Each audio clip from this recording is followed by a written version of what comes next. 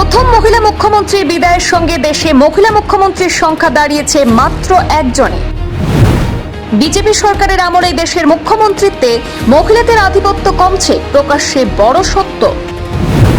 পশ্চিমবাংলার প্রথম মহিলা মুখ্যমন্ত্রী মমতার পতনের পর আলোচনায় দেশের মহিলা মুখ্যমন্ত্রীরা।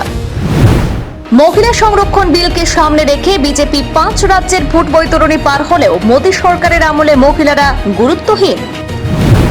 বিজেপি এককভাবে 7টি এবং শরিকে 10 সহ মোট 17 রাজ্যের ক্ষমতায় থাকলেও এই মুহূর্তে মহিলা মুখ্যমন্ত্রী শুধুমাত্র দিল্লিতে। মুখে মহিলা অধিকারের কথা বললেও বাস্তব চিত্র কিন্তু ভিন্ন। 17তে মাত্র একজনকে মুখ্যমন্ত্রী করেছে বিজেপি।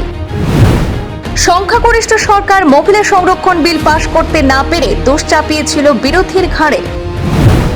ধারণা করা হয়েছিল বাংলায় মহিলা মুখ্যমন্ত্রী দেওয়া হতে পারে, কিন্তু শেষ বেলায় মমতার একসময় ঘনিষ্ঠ টিএমসি প্রোডাক্ট শুভেন্দুতেই ভরসা করল ভাজপা। দেশের 5 রাজ্যের ভোটের আগে সংসদে উত্থাপন হয়েছিল মহিলা সংরক্ষণ বিল, কিন্তু সংখ্যাগরিষ্ঠ সরকার ক্ষমতায় থাকা সত্ত্বেও সেই বিল আটকে যাওয়ার পর বিরোধীদের ঘাড়ে নিঃশ্বাস ফেলে ভোট বৈতরণী পার করে দিয়েছে বিজেপি। আসল সত্যটা হচ্ছে মহিলা সংরক্ষণ বিল আটকে যাওয়ার নেপথ্যে বিজেপির একাংশ সাংসদের বিরুদ্ধে অবস্থান দায়ী। একক এবং শরিকে মিলে দেশের 29 রাজ্যের মধ্যে 17টিতে বিজেপির আধিপত্য থাকলেও শুধুমাত্র দিল্লিতে রয়েছেন মুখ্যমন্ত্রী রেখা গুপ্তা। সদ্য সম্পন্ন নির্বাচনে পশ্চিমবাংলার প্রথম মহিলা মুখ্যমন্ত্রী তথা বিজেপির অন্যতম বিরোধী মুখ মমতা ব্যানার্জির পতনের পর দেশে মহিলা নেতৃত্বে বিষয়টি নতুন করে আলোচনায় এসেছে। এক ঝলকে দেখে নেব দেশের মহিলা মুখ্যমন্ত্রী অতীতে কারা ছিলেন আর এখন কারা আছে। 1963 সাল। 1963 সালে সুচেতা কৃপালিনীর হাত ধরে শুরু হয়েছিল যাত্রা।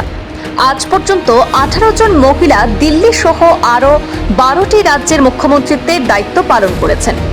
1963 থেকে 1967 সাল পর্যন্ত 3 বছর উত্তরপ্রদেশের মুখ্যমন্ত্রী ছিলেন সুচেতা কৃপালিনী। 1972 থেকে 1976 পর্যন্ত 4 বছর ওড়িশার মুখ্যমন্ত্রী ছিলেন নন্দিনী শতপথী।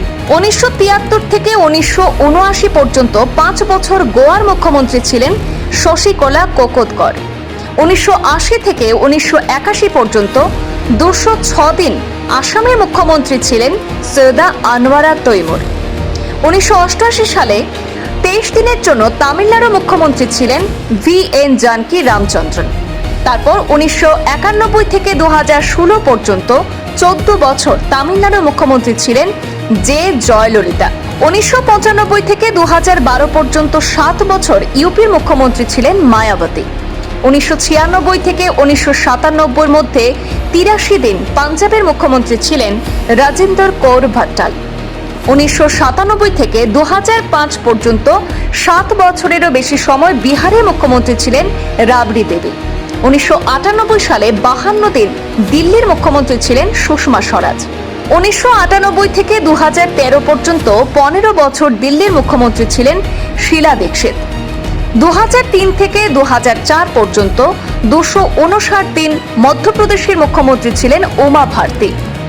2003 থেকে 2008 পর্যন্ত 10 বছর রাজস্থানের মুখ্যমন্ত্রী ছিলেন বসুন্ধরা রাজে। 2011 সাল থেকে 2026 সাল পর্যন্ত 15 বছর বাংলার মুখ্যমন্ত্রী ছিলেন মমতা বন্দ্যোপাধ্যায়। 2014 থেকে 2016 পর্যন্ত 2 বছর গুজরাটের মুখ্যমন্ত্রী ছিলেন আনন্দীবেন প্যাটেল। 2016 থেকে 2018 সাল পর্যন্ত 2 বছর 76 দিন জম্মু ও কাশ্মীরের মুখ্যমন্ত্রী ছিলেন মেহবুবা মুফতি। 2024 থেকে 2025 এর মধ্যে 152 দিন দিল্লির মুখ্যমন্ত্রী ছিলেন অতিশী মার্লেনা। তারপর 2025 থেকে বর্তমানে বা দেশের মধ্যে এখন একমাত্র মহিলা মুখ্যমন্ত্রী রয়েছেন দিল্লির মুখ্যমন্ত্রী রেখা গুপ্তা। ভারতের রাজনীতিতে মহিলা নেতৃত্বের ইতিহাস দীর্ঘ ও সমৃদ্ধ হলেও বর্তমান পরিসংখ্যান নতুন করে ভাবাচ্ছে রাজনৈতিক মহলকে। সুচেতা কৃপালিনী থেকে মমতা বন্দ্যোপাধ্যায় একাধিক মহিলা নেতা দেশের প্রশাসনিক এবং রাজনৈতিক ক্ষেত্রে গুরুত্বপূর্ণ ছাপ রেখে গিয়েছেন, কিন্তু সময়ের সঙ্গে সঙ্গে সেই প্রতিনিধিত্ব কমে আসায় নারী নেতৃত্বের ভবিষ্যৎ, রাজনৈতিক অংশগ্রহণ এবং বাস্তবিক ক্ষমতায়নের প্রশ্ন আবারও সামনে উঠে এসেছে।